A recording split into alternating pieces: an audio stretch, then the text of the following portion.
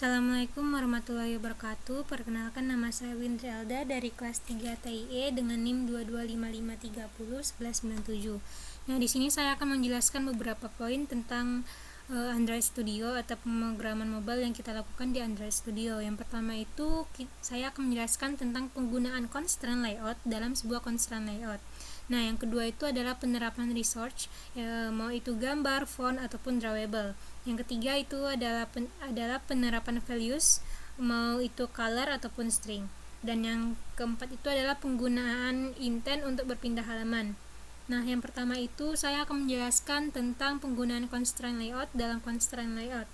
Nah, untuk itu saya menerapkannya di activity main di sini. Sebelumnya saya telah membuat beberapa codingan, jadi saya akan menjelaskan codingan yang saya buat. Nah, jadi di sini itu kan sudah ada beberapa elemen. Jadi untuk membuat elemen itu lebih teratur, lebih mudah kita atur UI-nya, jadi kita menggunakan constraint layout ini. Nah, jadi kita bisa katakan bahwa constraint layout ini memungkinkan kita untuk mengatur posisi elemen UI secara fleksibel. Jadi setiap elemen ditempatkan dengan cara menetapkan constraint atau batasan terhadap elemen lain. Nah, yang awalnya misalkan tiap elemen ini batasannya yaitu layout awal, layout yang besar ini, layout dasar ini, jadi kita akan membuat sebuah constraint layout ini yang akan berfungsi sebagai parent bagi kedua elemen ini. Nah, cara membuatnya yaitu dengan cara kita pergi ke palette, kita pilih yang layout, kita ambil yang constraint. Nah, kita pilih yang constraint, kita tarik saja. Nah, ini adalah sebuah constraint layout. Jadi kalau misalkan kita menambah sebuah constraint layout, akan otomatis ada terbentuk seperti ini. Tapi karena saya telah membuatnya, jadi kita hapus lagi. Jadi kalau misalkan kita ada constraint layout ini, otomatis elemen-elemen itu akan berbatasan atau menggunakan parent-nya itu yang ini. Parent-nya itu adalah constraint layout. Jadi ini adalah parent dan ini anakannya. Jadi ketika misalkan kita memindahkan constraint layout-nya, maka otomatis semua elemennya itu akan ikut berpindah. Itu adalah fungsi dari constraint layout, sehingga kita tidak perlu memindahkan elemen-elemen ini secara satu-satu. Jadi ketika kita pindahkan ke atas, semua pindah. Kita pindahkan ke bawah, semuanya juga bisa pindah. Kita pindahkan lagi. Nah, yang kedua saya akan menjelaskan tentang penerapan resource, yaitu gambar, font, dan juga drawable. Nah, di sini saya jelaskan yang gambar dulu. Di sini saya menggunakan beberapa gambar nih. Yang pertama itu ada di activity main, yaitu sebagai logonya. Nah, di sini karena kita bisa lihat ini kan constraint layout nih. Jadi kita karena ini berada di luar constraint layout, jadi kita minimize saja yang constraint layout tuh biar kita lebih fokus. Nah, ini gambarnya caranya tuh kita bisa ambil dari command, terus kita drag and drop aja yang image view-nya. Nah, sebelum itu kita bisa memasukkan gambar yang telah kita download di browser dengan cara kita misalkan yang gambar 4 ini kita copy, lalu kita bisa pastikan saja di dalam drawable yang ada di res ini. Kita pastikan saja, lalu kita okekan saja di sini. Nah, seperti ini. Jadi gambarnya telah masuk. Jadi ketika kita ingin menambahkannya di sini, kita bisa nge-selectnya, terus kita okekan, maka akan ada gambarnya ini. Nah, begitu cara untuk menambahkan gambar. Nah, kalau untuk font, di sini saya menggunakan font yaitu di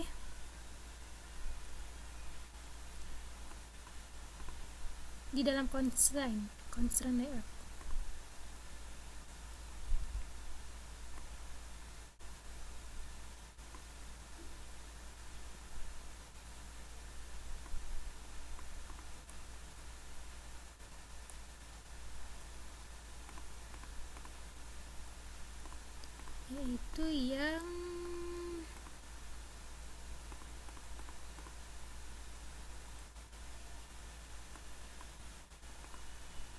Nah, yang ini.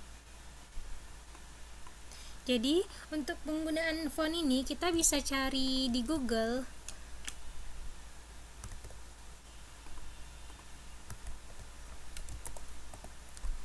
font-font yang kita inginkan. Nah, kita bisa download font yang ada di sini. Tinggal kita download saja, terus kita masukkan ke folder kita. Terus sama seperti tadi, kita copy fontnya, lalu kita paste di sini. Kita tinggal Ctrl V aja. Nah, nanti kita OK-kan, lalu maka akan masuk fontnya ke sini. Jadi kalau untuk pemanggilannya sama seperti tadi. Kalau misalkan yang gambar tadi, cara memanggilnya itu adalah kita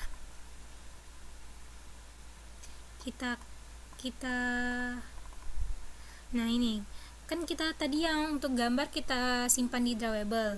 Nah, jadi untuk memanggilnya itu kita tinggal ketikkan add drawable, terus nama dari filenya itu logo tumbuhan. Nah, sama seperti font, kita tinggal karena kita nyimpannya di font, maka kita tinggal ketikkan add font Roboto bold. Nah, sebelumnya itu folder font ini belum ada, jadi caranya itu kita tinggal tambahkan saja yang ini, yang Android Research Directory.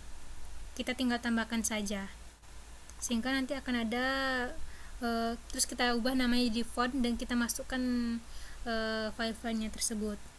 Nah, selanjutnya itu saya akan menjelaskan tentang drawable. Karena font sudah, jadi drawable. Nah, drawable itu ini saya menggunakan drawable untuk penggunaan constraint layout. Nah, yang awalnya itu kan constraint layout itu aturannya itu peta. Bisa kita lihat di sini. Nah, kita bisa lihat ini peta. Nah, jadi untuk membuat dia menjadi agak sedikit lengkung ini, saya menggunakan drawable yang telah saya download. Nah, bentuknya itu yang ini. Nah, seperti ini. Jadi cara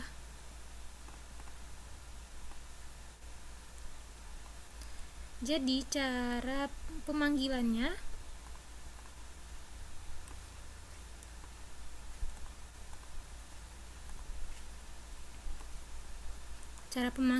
itu sama seperti tadi, kita tinggal add saja.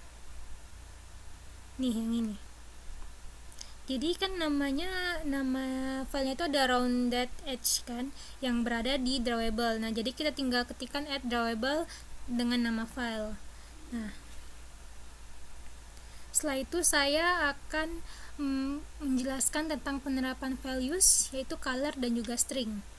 Nah, untuk color dan juga string itu kita akan buatnya di values, di res values. Nah, di sini ada dua. Di sini ada beberapa color yang telah saya buat, dan juga di sini juga ada string. Nah, jadi caranya kan untuk color dan string ini tuh kita gunakan untuk mendefinisikan warna. Jadi kita tambahkan saja di sini. Misalkan kita mau menambahkan warna lagi.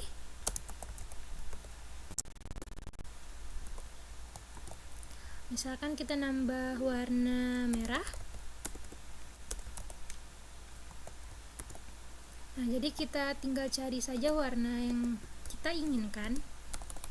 Untuk lebih mudahnya kita klik saja FF dulu, terus kita atur aja di sini nantinya. Nah, warna merah. Nah, ini warna merah. Nah, jadi untuk penggunaannya kita bisa gunakan, misalnya kita ingin mengubah warna yang sebentar ya.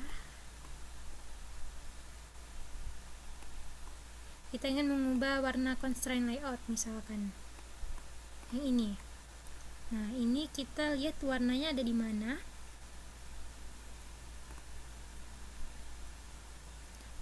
Warnanya ada di sini nih, color. Nah, jadi untuk penggunaannya sama seperti tadi, kita tinggal add color karena ini namanya color. Jadi kita tinggal ketikkan add, lalu kita tadi bikinnya merah. Jadi kita tinggal ketikkan merah. Nah, maka otomatis warnanya akan berubah. Ini akan mempermudah kita jika kita ingin menggunakan warna yang sama pada beberapa elemen. Jadi warna itu akan beneran sama dan tidak akan berbeda-beda. Nah, yang kedua itu ada string, value untuk string. Nah, di sini saya telah membuat beberapa string. Ini sama seperti tadi, kita tinggal bikin saja. Misalkan di sini saya bikin string nama kelas misalnya 3TIE. Nah, jadi ketika kita bisa panggil, misalkan di sini saya menggunakan penggunaan nih. Di sini saya menggunakan string nih. Jadi awalnya itu saya menggunakan string dengan memanggil elemen by yang ada di sini, yang ini name by. Nah, kita coba untuk menggantinya menjadi kelas. Kita ganti di sini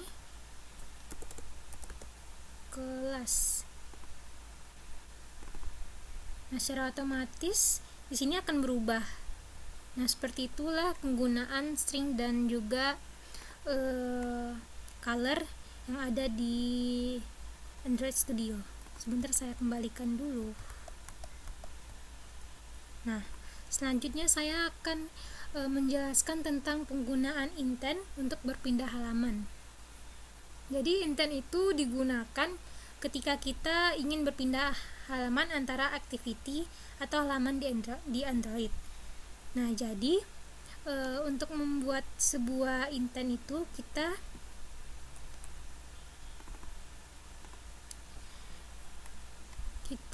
bisa masuk ke, kalau untuk membuat activity baru itu kita bisa klik ini, klik yang com example Windows APK itu. Jadi kita newkan saja activity, terus kita pilih view empty view activity. Nah, jadi ini akan berfungsi untuk membuat activity baru. Contohnya kan ketika awal saya hanya mempunyai main activity saja.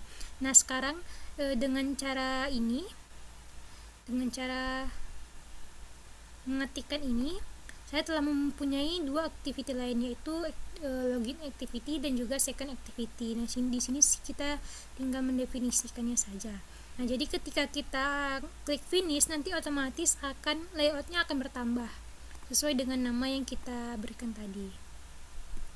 Nah, jadi untuk yang terakhir itu diawali dari main di sini. Nah, jadi di sini adalah kita mendefinisikan terlebih dahulu nih.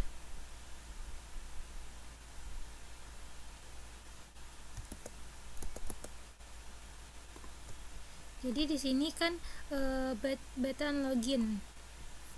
Jadi di sini kita mengambil button login yang telah kita definisikan pada activity login di sini. Yang ini.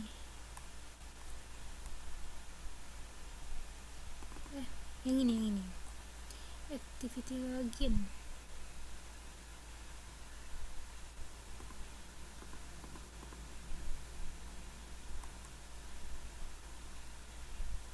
Nah, yang ini. Di sini kita kan telah membuat sebuah button dengan nama ID uniknya itu adalah btn login. Nah, di sini pada main activity ini kita definisikan terlebih dahulu btn loginnya. Terus kita atur kemana arah button ini akan diarahkan gitu. Jadi di sini untuk btn loginnya ketika kita pencet, maka dia akan mengarahkan kita ke login activity. Nah, seperti itu. Jadi ketika kita klik nih ke ikonnya, maka intent ini akan membuka login activity. Nah, intent ini akan membawa data berupa username dan juga password. Yang defaultnya itu ada Windy sama Wiwin. Nah, itu disertakan dengan input extra name yang ini. Nah, ini cara menyertakan datanya. Nah, setelah itu maka akhirnya start activity ini akan memulai login activity ketika kita klik itu. Nah, jadi setelah itu kita akan pindah ke login activity. Nah, di sini fungsi login activity-nya ini tuh berfungsi untuk menampilkan layar login. Nah, di mana ketika kita pengguna dapat memasukkan nama pengguna dan juga kata sandi. Nah, di sini dan juga di sini untuk login activity ini juga ada, kita lihat dulu tampilannya. Di sini login activity ada 2 button, di sini kita bisa lihat. Ada button back sama button login. Nah, di sini saya menggunakan, ini adalah text view yang ini. Di sini ada inputan edit text dan juga ada 2 button. Nah, ini namanya button back dan juga yang ini button login. Nah, jadi ketika kita tidak ingin, harusnya itu ketika kita tidak ingin melakukan login, jadi kita bisa mengklik button back untuk kembali ke tampilan awal tadi. Dan jika misalkan kita ingin login dan telah mengisinya, kita akan beralih ke tampilan selanjutnya. Nah, ini untuk button login yang ini untuk button back. Nah, di sini di button login kita akan mendefinisikan nih ini yang button login tadi, button login yang telah kita buat tadi. Nah, jadi ketika misalkan kita mengklik button login, maka intentnya itu akan mengarahkan kita ke halaman second activity. Terus kita dan setelah itu kita juga akan menyisipkan nih kata mari kita menanam tanaman di data username, karena kan tadi nanti ada di second activity nama elemennya itu adalah username. Nah, jadi nanti akan menampilkan ini. Nah, terus maka ketika kita mengklik button login, maka akan diarahkan ke second activity dengan adanya value, yaitu mari kita menanam, dan juga ketika kita dan juga start activity ini untuk berpindah ke second activity. Nah, yang kedua juga, kalau misalkan kita nggak mau nih untuk lanjut ke login, jadi kita bisa back ke tampilan awalnya itu dengan cara dengan menggunakan perintah ini. Nah, jadi tombol btn back ini akan mengakhiri login activity saat ditekan. Nah, ini dilakukan dengan menggunakan finish yang ini yang menutup aktivitas ini dan juga kembali ke aktivitas sebelumnya, yaitu main activity. Nah, setelah itu kita masuk ke second activity. Ini adalah tampilan ketiga saya. Tampilannya itu seperti ini. Di sini ada beberapa elemen. Di sini ada elemen gambar. Saya masukkan seperti tadi, yaitu dengan cara yang ini tinggal drag and drop aja, seperti yang telah saya jelaskan barusan.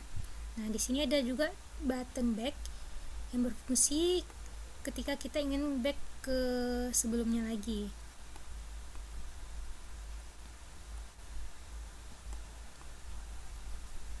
Jadi untuk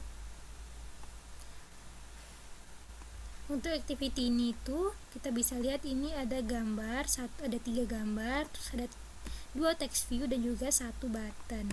Nah, 1 button ini sama seperti kayak logout gitu. Jadi ketika kita klik ini, jadi kita akan diarahkan lagi ke menu login. Nah, ini untuk pengaturannya itu ada di second activity. Di sini itu kita akan coba lihat gimana sih cara logout ini bekerja.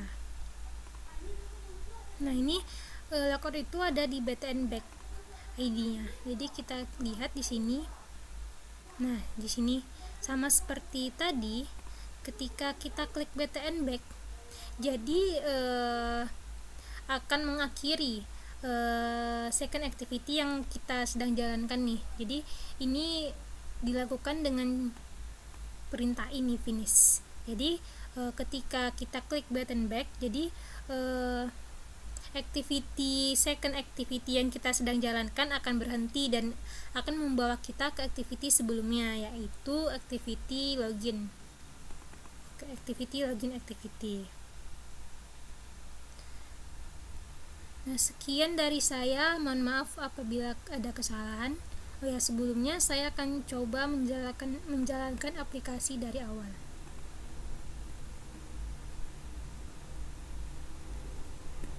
Nah, jadi ada tampilan pertama, ini nih diatur pada main activity. Dan untuk loginnya kan ada sebuah icon seperti yang saya jelaskan tadi, akan diatur pada di sini. Jadi ketika kita klik tombol login akan mengarahkan kita ke login activity. Nah, maka akan mengarahkan kita ke login activity, yaitu yang di sini. Nah, di sini juga ada dua tombol. Kalau misalkan kita klik yang back, maka yang digunakan adalah perintah yang ini. Activity loginnya akan diakhiri dan kembali ke tampilan activity sebelumnya. Tapi kalau misalkan kita klik login, nah maka yang akan terjadi adalah perintah itu akan membawa kita ke second activity. Nah, yang ini.